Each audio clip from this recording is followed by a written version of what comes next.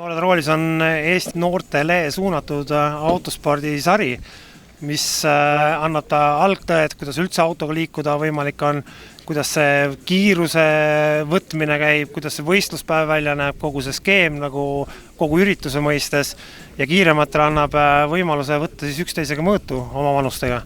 Sõitu meil aitavad vedada instruktorid, kes on kõrvalistmel kogu aeg võistlustele kaasas. Instruktorite põhieesmärk on see, et kiired aidata veel kiiremaks ja noored hakkajad, kes alles alustavad oma autospordi liikumist, aidat neil teha kohe esimesest päevast õiged sammud selles. Kõik autod on meil Renault Twingod, need on valitud sellepärast, et prantslased on nii piinlikult etulatuva juhiistmega auto teinud, et mis võimaldab 1,40 m pikkuses lapsel iseseisvalt sõita selle autoga. On ka olemas seljapadjad veel alla, et kes on laps lühem ja ei ulatu hästi pedaalideni, siis leiab ka niimoodi lahenduse.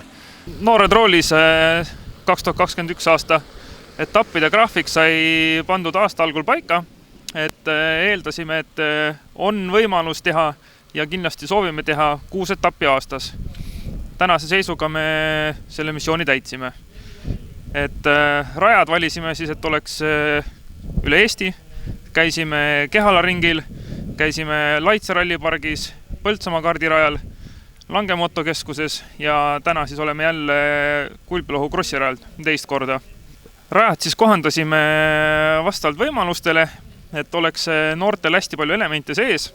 Aastaks 2022 plaanime samamoodi 6 etappi kindlasti, kui see on võimalik. Ja kui tuleb ka talve, siis oleme kindlasti jälle avatud sellele, et saame teha ka eraldi seisvalt 1-2 talvetappi. Plaan on teha ka laager. Vaatame, kuidas see võimalik on, et lapsed saaksid jää peal meeletult kilomeetrit sõita. Esimesed 2 vooru ei läinud nii hästi, aga viimases ma läksin lihtsalt panema ja tuli hea aeg ja kõik läks väga hästi. Ma arvan, et see oli ka mu hooaja kõige parim esitlus ja me pole ka kõiki etappe sõitnud, nii et ma arvan, et mul ei olegi sellist kõige halvemat etappi. Täna need rajaolud kord oli libe ja siis oli pidas parem. Mis sul see sõiduplaan oli? Läksid sa kinda peale või püüdsid riskida?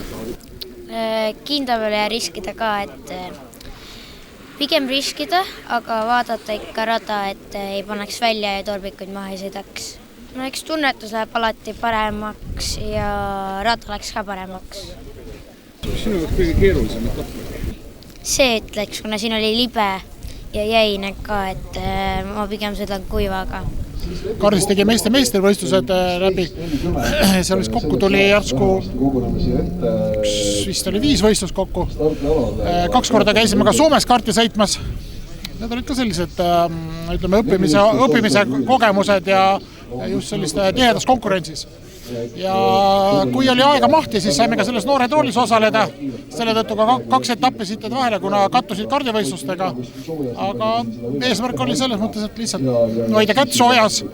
Ja kui oli ajaliselt klappis, siis miks mitte sellest noored roolis võistlust osa võtta, mis on väga positiivne ja selline hea formaat, et on võrdsed võimalused ja autod võrdsed ja lihtsalt tule ja sõida.